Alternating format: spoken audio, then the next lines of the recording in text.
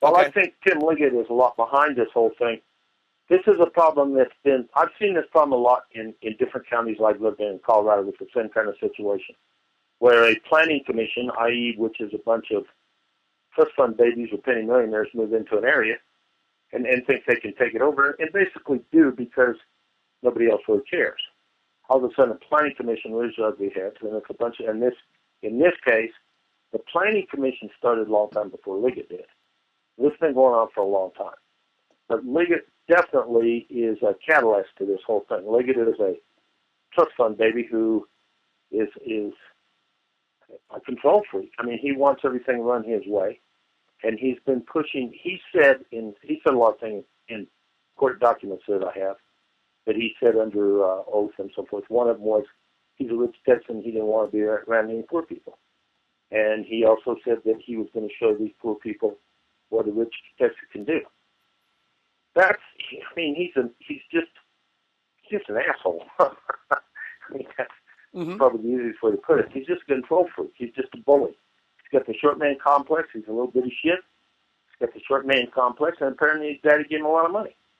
He, in his page there about being a VP, I doubt very seriously he's what he says he is. He doesn't have a degree. His wife didn't have a degree. He came up, I've seen these people do this in other counties, so in Lake City and a lot of places. So these people get into a county, everybody's happy, feel lucky, and all of a sudden they start making rules and everything goes in the crapper. That's what's happening here. Now, I also think that the Hispanic population of this county has always wanted to get rid of these gringos coming into town. And I think that the planning commission has given them more or less an opportunity to do this. I've built a lot of houses. I've lived in my motorhome, my house up here. One of the reasons I wanted you to come up here, you can see the house I built. And I lived in my motorhome when I did it. Okay, under what they're trying to put, I wouldn't have been able to build this house. And this house is built to code. All the septic tank was put in. I put in the septic tank. All the electricity is done, so forth. Now, a couple of this county to you real quick. I did my permit for my septic system. Mathew Valdez was the guy. And I was up in Denver, and I kept calling and saying, when are you going to do the perk test? What have you done the perk test? Have you done the perk test? And he'd, no. So I came down, I dug the holes like you're supposed to for a perk test. You pour 5 gallons of water in. Then you leave a can with 5 gallons of it, and the code inspector, of which there are none in this county, comes by and pours 5 gallons in and determines how long it takes that water to run out. And that's perk test, which determines the size of the leach field. So finally, after about 10 calls, he told you I've got it done.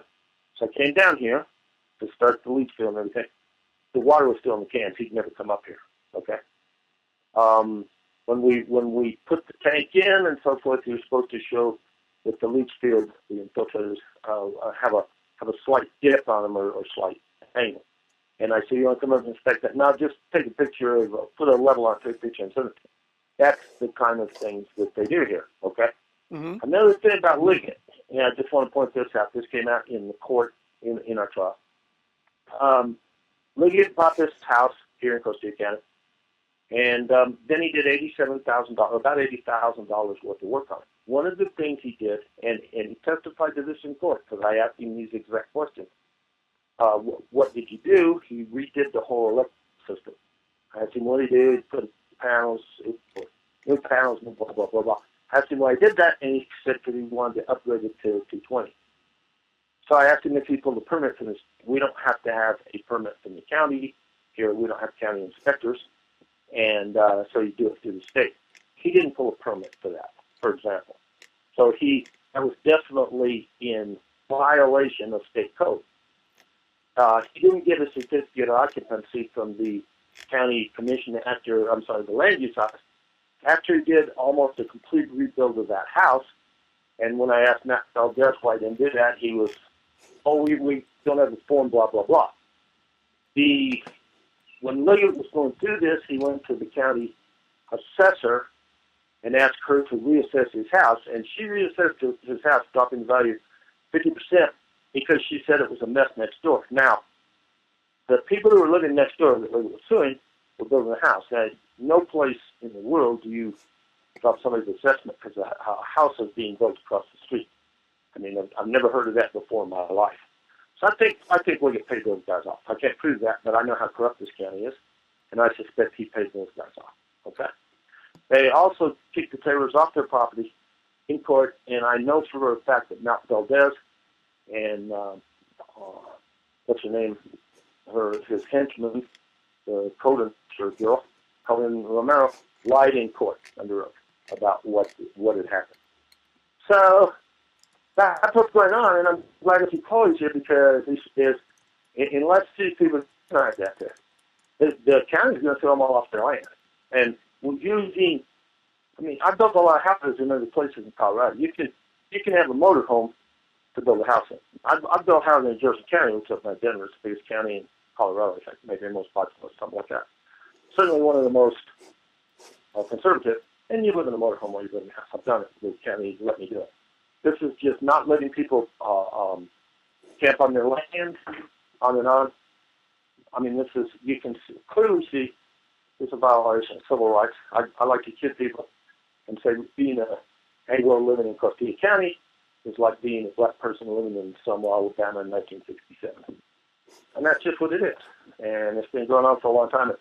On this get to the head, I think Leggett is one of the guys that's been pushing it in that direction. I know that. And it's not because he cares about anything, it's because he can. You know the old saying, why does a dog lick himself? Because he can. Why is Leggett doing this? Because he can. And he just likes to be a bully over other people. And if you look into the Planning Commission, you'll see that the people on the Planning Commission are mostly artists in their own minds that live in the Rosso area. And they're here again. You got people with a lot of money that came in here and they just said, hey, look, we can run this county. Because they can't live in somebody else's place else and be the boss. Okay? How's that sound? Yeah, that's a lot of good information. So it definitely looks like this Tim Leggett, the LinkedIn profile that is his profile is the one where it claims that he's worked for BP. Is that correct? From October 2005? Exactly. Okay. So he may or may, but that's actually his picture. Okay. When this whole thing started, this whole thing, why he sued me, is I sold some land to these people named Taylors, which were right across the street from him. And he didn't want anybody building there, and the basic reason is because they were north of, between him and his view of Walker Mountain, okay? Mm-hmm. And he didn't want some poor people living across the street from him. He had said that he would allow, he wanted them to have to get a contract to build a house on and on and on. So he wrote me a letter, and he said, I want you to tear up the contract you have with these people, just like the one I have with Chloe. Once you tear up the contract, I want you to sell it to me. I told him to go pound sand. I wasn't about to do that. I had a legal contract with him, and he'd go fuck himself. He told me that he was going to get a lawyer, and he was going to go after me and make me pay for that. Because I pissed him off by saying no. I don't think Tim Leggett is a person who, I don't think he's a person who likes to be told no. I don't think he has that much money, to tell you the truth. Why would he be living in this household if he had a bunch of money? Why wouldn't he have gone up to Forbes or someplace like that and have a rule for everything? So, I mean, the point is, before that, I used to be a computer consultant back in another life, and I worked for Dow Chemical down in Freeport, Texas, which is just south of Houston. And when he first called me, we had rather an amicable conversation about, he said he was in data processing or IT now, or BP. We got talking, and he's not half as cool as what he says he is. Doesn't have a degree. I don't think he knows a whole lot. I think he's I think a lot of that he's put on there is a figment of his own imagination. I doubt very serious that this guy is as important with BP as he would like people to think he is. Okay. And I take that from, so there you go. I mean, he's not. I think, there's a concern that he wants to develop a lot of things, perhaps, in this area. Is any of that even clear then? That he's like. I'm sorry, say that again. I didn't hear. No, say that again. Yeah, we have kind of a weak connection. Is there any evidence to suggest that he's representing then any company or anyone else, special interest groups to develop this area? No. Okay. No, he's not. There's no question about that. I think at one time he's now gotten 40 acres out there where he has, because At one point, he had what's called a household well on a 5-acre parcel, and he expanded. He got out 30 parcels around him so that he could take it to a 40-acre parcel so he could make it what's called a domestic well. And you can water stuff outside, do a bunch of stuff between a household well and a domestic well. So he bought up all that property and then went to the county and got them to put it back together, and then went to the state and made that household well or domestic well. That's all he's done. He doesn't represent anybody. He is just a trust fund bully. That's all he is. I mean, he's not coming here. He has his own agenda, and that's it. I mean, this is his goal, is to ruin people's lives like Chloe's, quite frankly. That he views poor people as they should go someplace else. Like, where do you sit people that are trying to build their own house and so forth?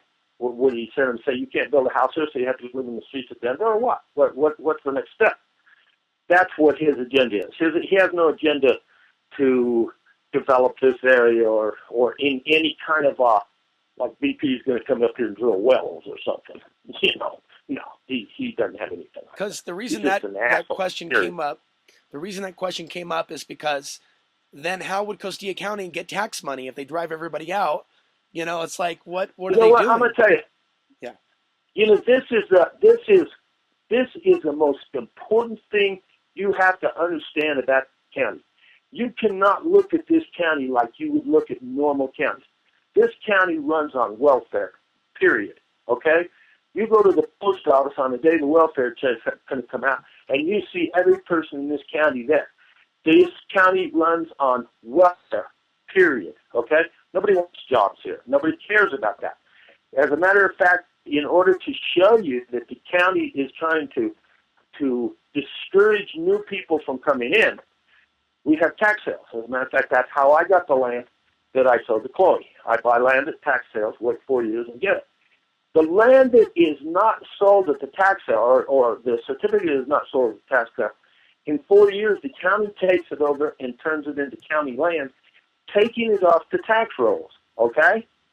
Then, normally, in a normal county, what they do is they have what they call a budget land sale, and they sell all that land that the county owns, obviously not where the courthouse is and stuff like that, but vacant land out there, and they sell it at a budget land sale for two things. The county gets the money and gets reimbursed for all the taxes that weren't paid, maybe makes a few bucks on the deal, and gets it back onto the county tax rolls, okay?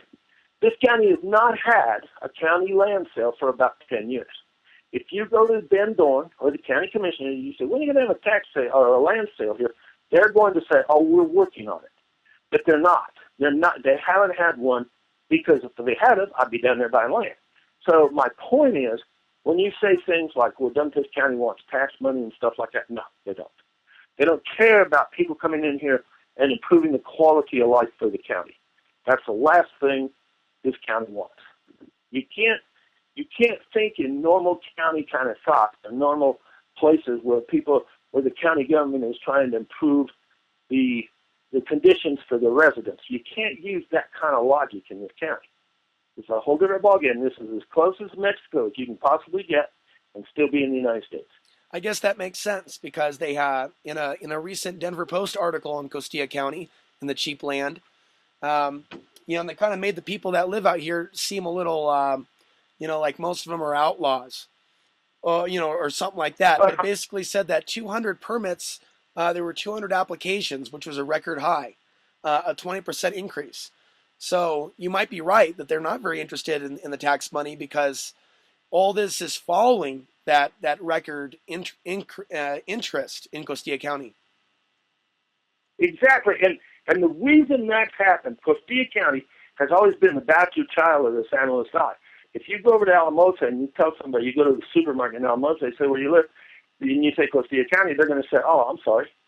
And we've always been the joke of the San Luis Valley.